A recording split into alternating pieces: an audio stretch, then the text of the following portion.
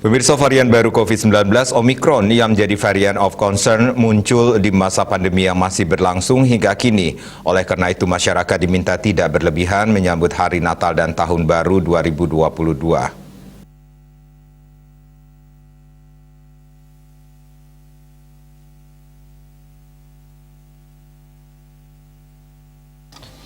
Kasatpol PP Kota Denpasar yang juga Ketua Tim Justisi Denpasar Idewo Gede Anom Sayoga mengatakan pihaknya khawatir masyarakat khususnya generasi muda merayakan malam Tahun Baru 2022 berlebihan.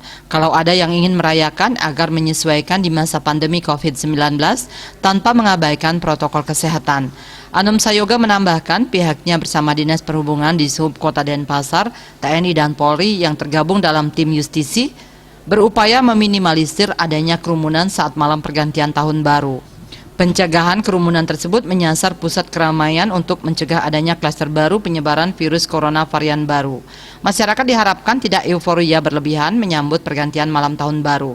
Tim gabungan akan terus melakukan sosialisasi dan edukasi saat sidak prokes agar masyarakat disiplin dan patuh terhadap aturan yang ada. Jangan sampai perayaan malam tahun baru berlebihan berimbas kembali meningkatnya kasus positif COVID-19 di Kota Denpasar.